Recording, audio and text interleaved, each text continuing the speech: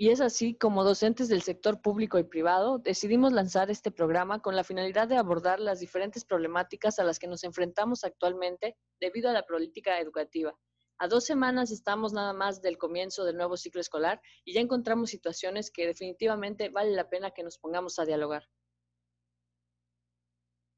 No olvidemos que somos las y los docentes los que siempre hemos sostenido la educación, los que sacamos adelante a nuestros alumnos a pesar de todo, de las malas decisiones de las autoridades, la falta de recursos, las reformas educativas que buscan privatizar la educación e incluso de quienes menosprecian nuestra labor. Pero podemos decir categóricamente que si la educación no está peor, es gracias a la dedicación de los maestros.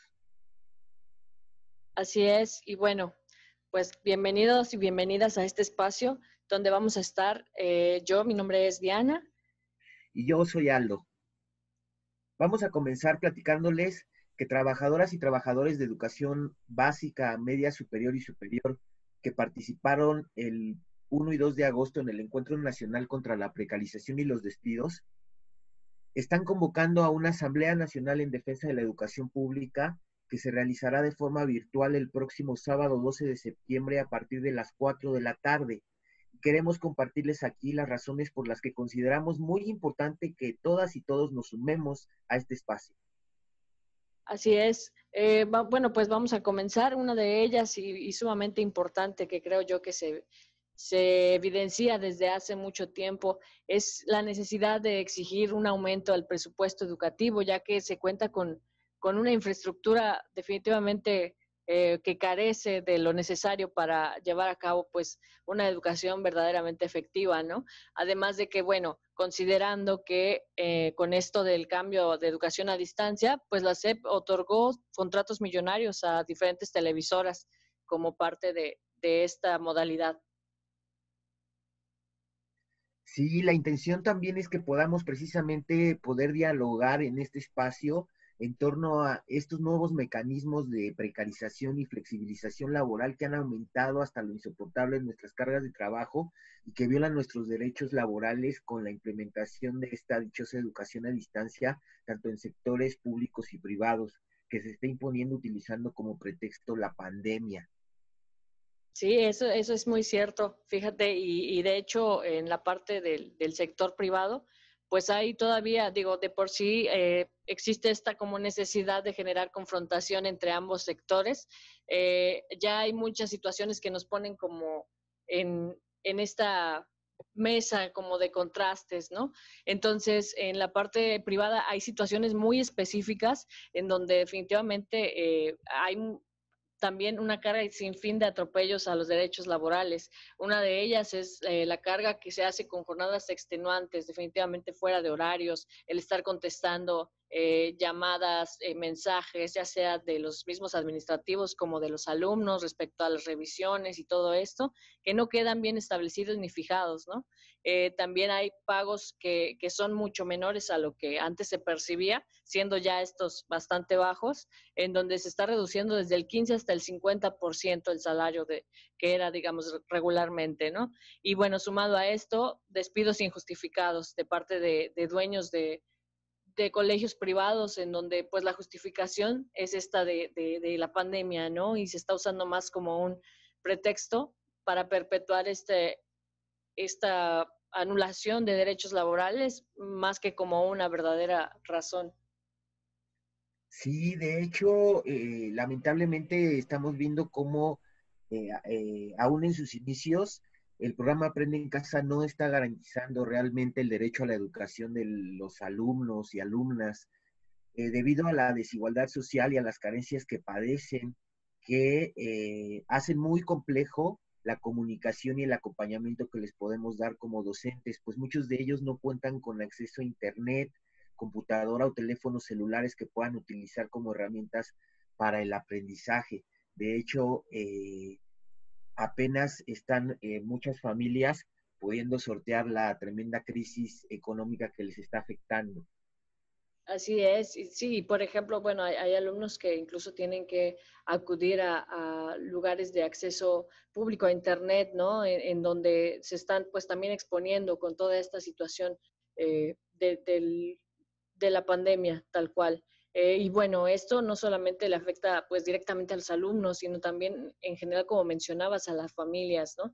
Que no solo tienen que encargarse de generar el recurso de una u otra forma para poder cubrir los gastos que esto conlleva, sino que también a la hora del acompañamiento que se requiere desde casa, pues esto, las personas, las madres de familia, los padres de familia no están preparados para esta situación, ¿no? Y pensando también en sus largas jornadas laborales, en el estar en el famoso home office tan demandante que muchos estamos teniendo actualmente.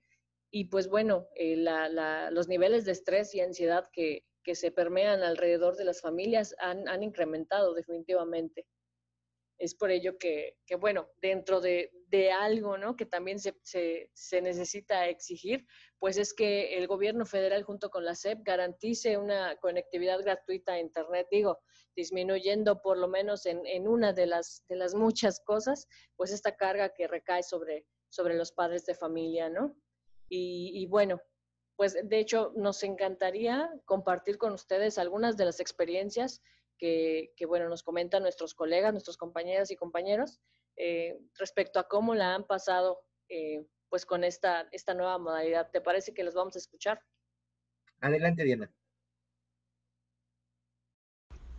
Pues bueno, por lo que sé, la mayoría de las maestras de inclusión o de integración o monitoras o como nos quieran decir en cada escuela, estamos trabajando directamente con los niños en sus casas, ayudándolos a conectarse a sus clases virtuales y bueno, obviamente haciendo como el trabajo personalizado de adecuarle la actividad si es necesario, corretearlo si no quiere hacerlo, etcétera, ¿no?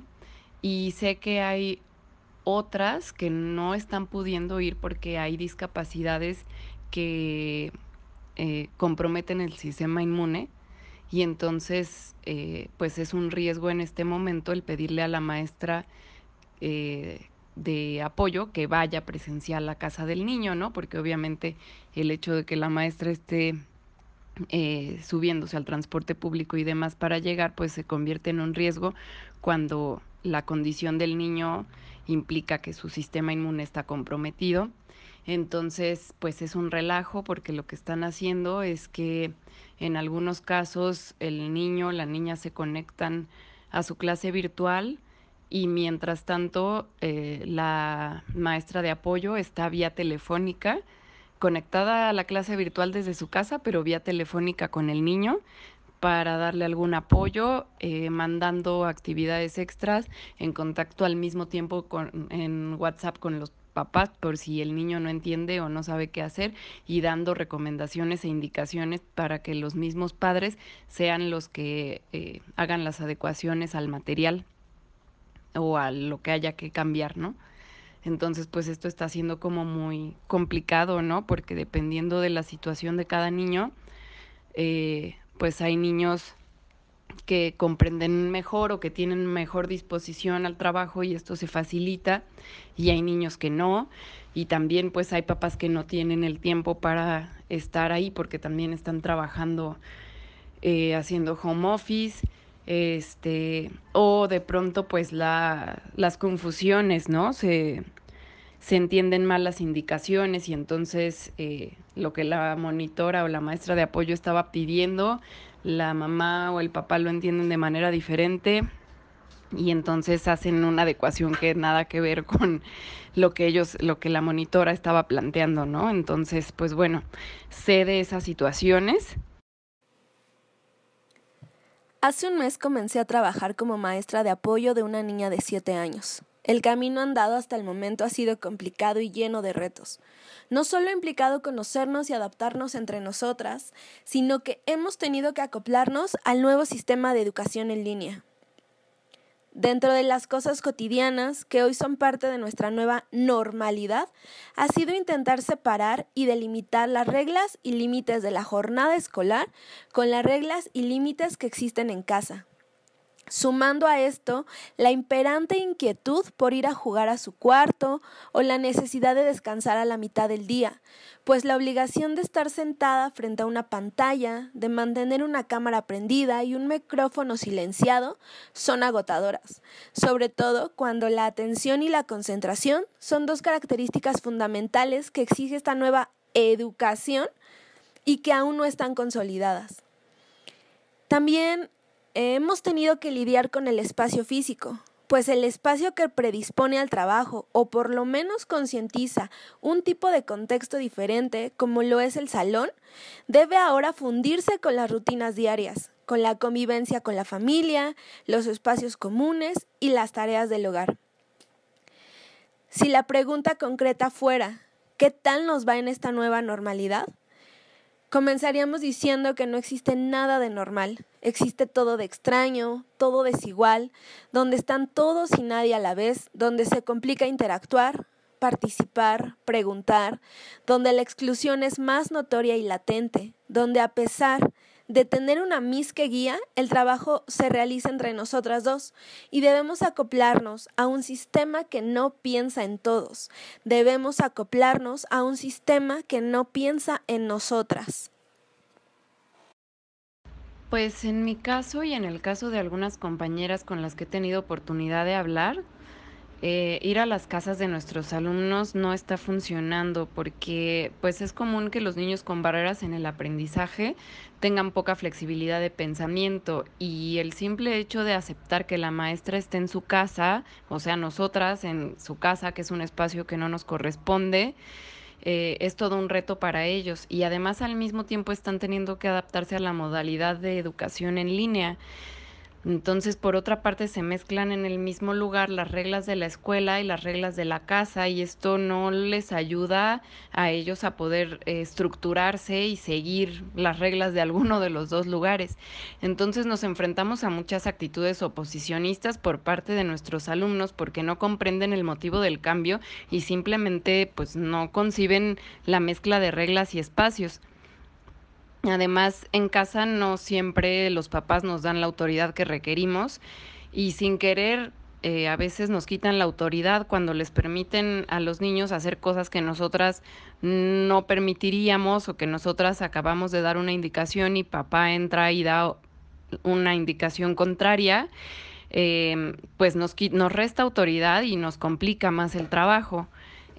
Por otra parte, en casa los alumnos también, si quieren, pueden irse a otro espacio, pueden incluso encerrarse en su recámara si no les gusta la actividad y dependemos de lo que los papás hagan para lograr que ellos vuelvan a trabajar con nosotras y retomen la actividad escolar. En la escuela esto no pasa porque tenemos el apoyo del personal, todas las maestras concuerdan con nosotras en las mismas reglas, no hay espacios para que se encierren.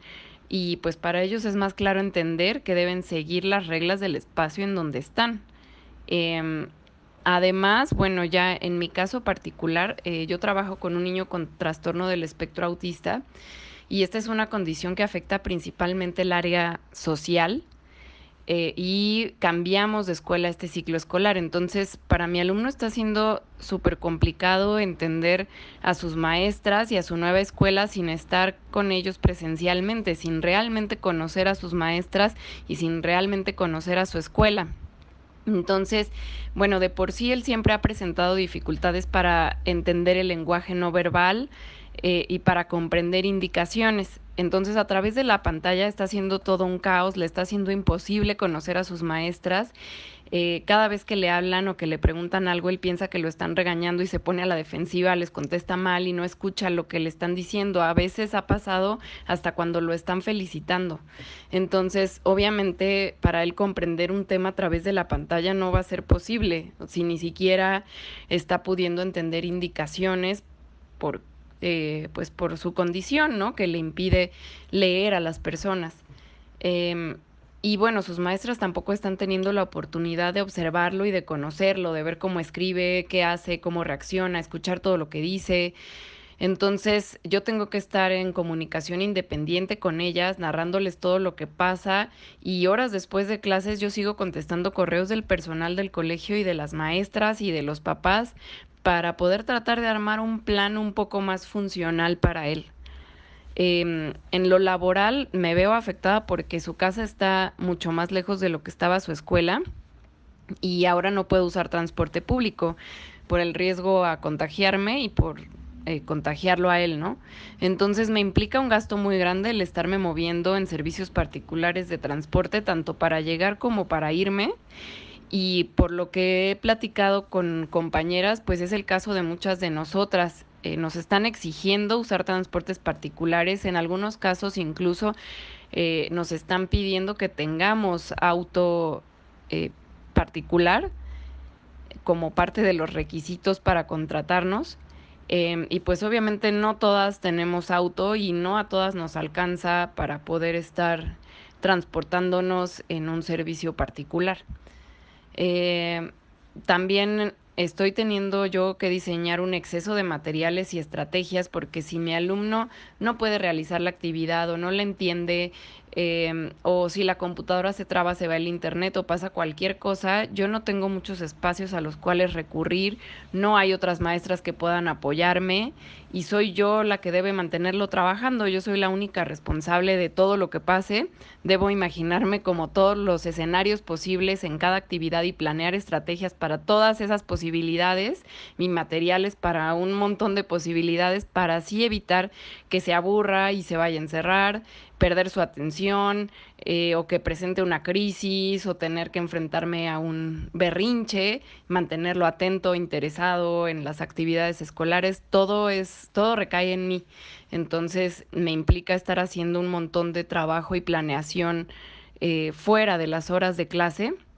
Entonces yo estoy trabajando hasta las 11 o 12 de la noche para levantarme al día siguiente a las 6 de la mañana o a veces antes.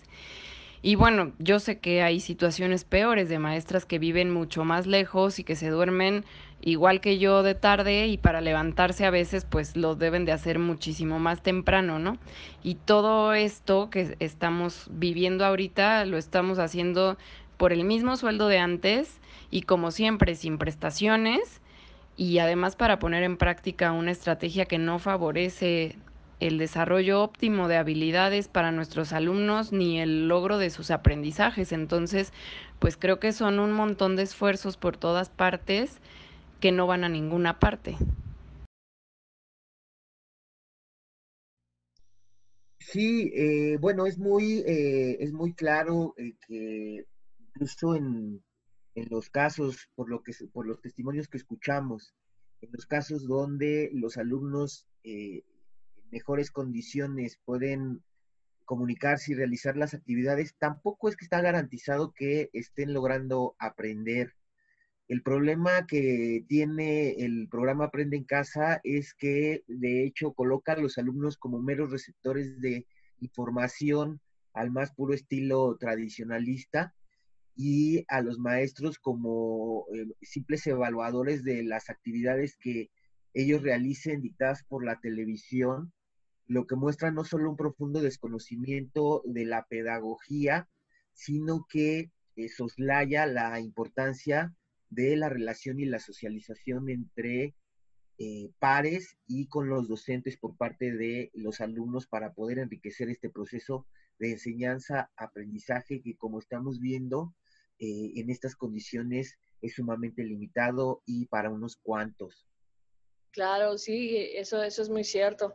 De hecho, creo que dentro de esta falta de consideración pedagógica también está como este doble discurso, doble mensaje, ¿no? Donde se dice que bueno, las mismas autoridades educativas hablan de los docentes como un lugar, digamos, que solo pueden ocupar pocas personas, ¿no? Privilegiando el que estés ahí, hablando de que somos insustituibles, cuando la realidad es que no se está tratando de forma justa las condiciones laborales, ¿no? Y que definitivamente se emplea el abuso de la vocación, de lo que nosotros nos gusta hacer, nos apasiona hacer, nos encanta estar, enseñar ¿no? Compartir el conocimiento. Sin embargo, esto se usa muchas veces precisamente para justificar el agradecimiento que deberíamos tener, ¿no? Lo cual pues está totalmente fuera de lugar, ya que estas responsabilidades de sacar a flote la educación que están recayendo sobre nosotros, muchas de esas deberían de ser algunas compartidas con las autoridades y otras les competen totalmente a ellos. Sin embargo, pues bueno, deslindan esas responsabilidades y quedamos pues ante vulnerables ante esto que ni siquiera contempla el contexto, ¿no? Que es un factor fundamental para el aprendizaje, como ya mencionabas. Sí, y esto no solo perjudica a los docentes, sino también a nuestros propios alumnos.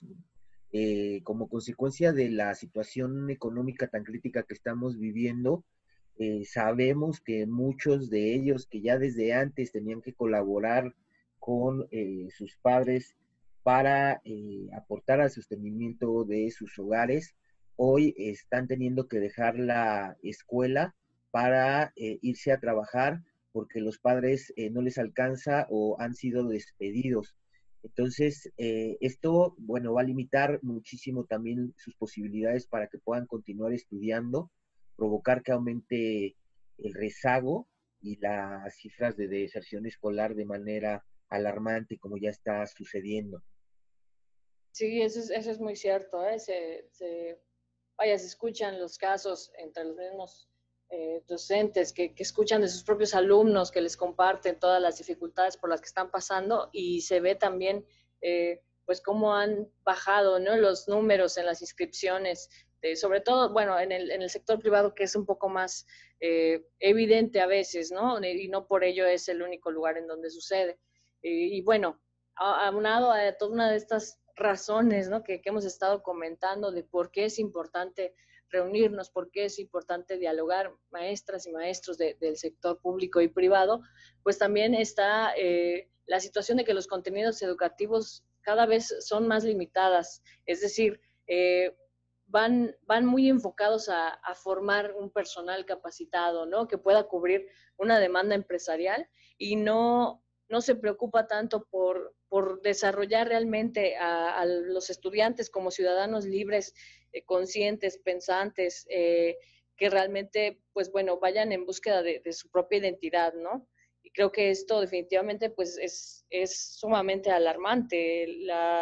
La educación siempre, la planeación curricular y todo esto va enfocada al tipo de ciudadanos que se espera tener en una sociedad y esto es pues una clara prueba de las intenciones, por decirlo así, que no están claras definitivamente desde las autoridades educativas que están al frente.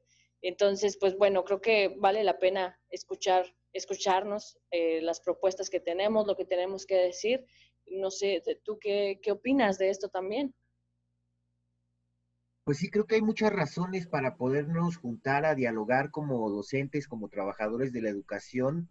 No estamos solos, no tenemos por qué seguir aislados. Lo que nos está pasando a unos les pasa a muchos otros y también está golpeando, está afectando a nuestros alumnos y a sus familias, por lo cual creo que es muy urgente, muy necesario que podamos intercambiar sobre estas problemáticas que mencionamos y pensar colectivamente en alternativas y en propuestas que desde abajo, como parte de nuestras comunidades escolares, podamos ir formulando, construyendo, llevando adelante para enfrentar toda esta situación y generar algo radicalmente distinto porque pues realmente somos quienes verdaderamente tenemos el interés de que la educación pública se fortalezca, salga adelante, mejore en beneficio de los hijos de las familias trabajadoras a los cuales nos debemos.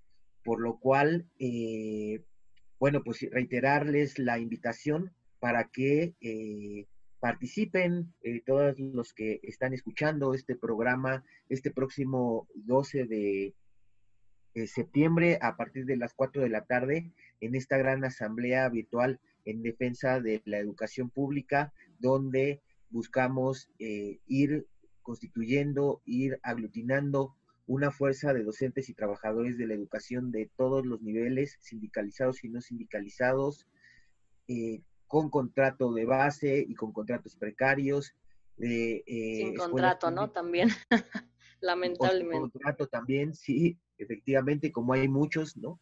Y muchas, de escuelas públicas y de escuelas privadas, y también con los estudiantes y las madres y padres de familia para poder dar juntos esta pelea en defensa de la educación pública y gratuita. Así es, y bueno, pues si les interesa acompañarnos y que estemos por ahí compartiendo, pues el enlace para entrar a esta reunión va a estar igual en las páginas de nuestra clase y en la página de Facebook y la página de Pan y Rosas también, por ahí los pueden encontrar. Y pues bueno, les agradecemos mucho que nos estén escuchando, que nos permitan estos minutos y nos encantaría también escucharles a ustedes. Si quieren compartirnos alguna de sus experiencias, pues también se pueden comunicar a una de estas dos páginas, compartirnos y por supuesto unirse a esta fuerza que se está armando y que se está pues haciendo en favor de todos, ¿no? Por lo pronto, pues bueno, nos despedimos desde acá. Reitero, mi nombre es Diana y me da mucho gusto haberles tenido por acá. Hasta luego, Diana. Muchas gracias a todos. Sigan en contacto.